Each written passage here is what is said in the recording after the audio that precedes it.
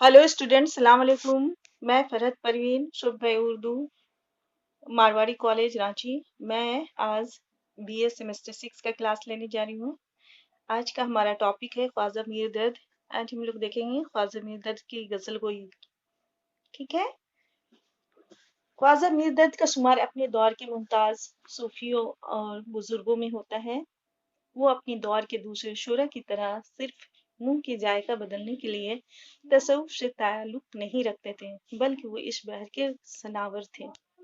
उनकी शायरी पर भी तशव्वुफ का गहरा असर पड़ा। उनकी शायरी वारदात व कैफियत की शायरी है। उनकी निगाह जाहिर से कम उलझती है।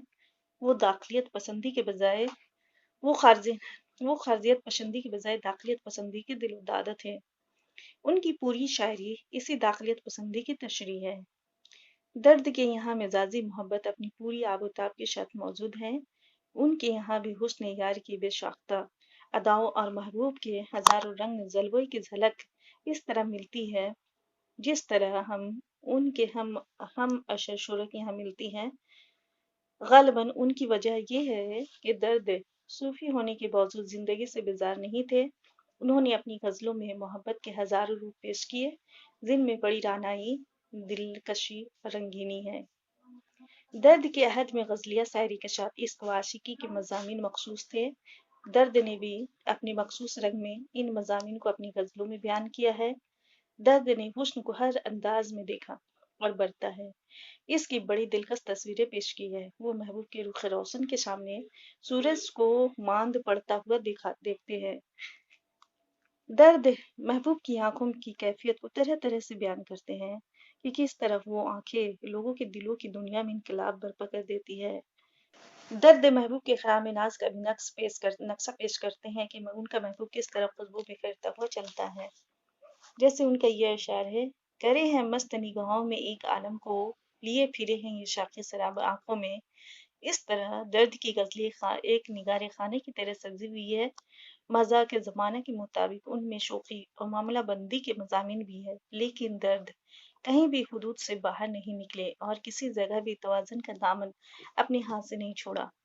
जैसे उनका ये अशार है, हम नशी पूछ न उस शोख की वो भी मुझसे, क्या कहूँ तुझसे गर्ज़ को मेरे भाया है।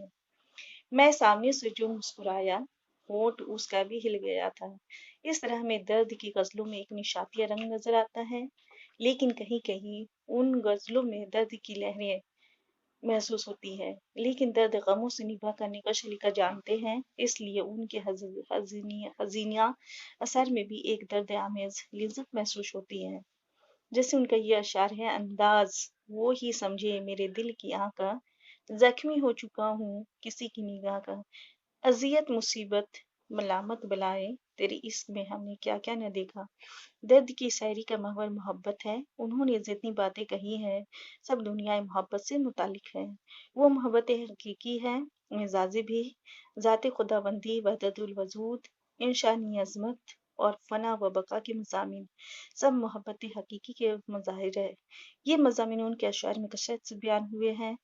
लेकिन दर्द की शायरी का दायरा मावराई मोहब्बत ही तक महदूद नहीं। मोहब्बत ने उनके दिल में जो गुजार और जो गदाज और नरमी पैदा कर दी थी, इसके नतीजे में उनके यहाँ दर्द इंसानियत के चिराग रोशन हो गए थे और उनका समाजी शऊर बेदार हो गया था, और वो अपने ज़माने के समाजी और सियासी इंतशार और आशूबे रोजगार को अपना मौजू बनाने पर मजबूर हो गए।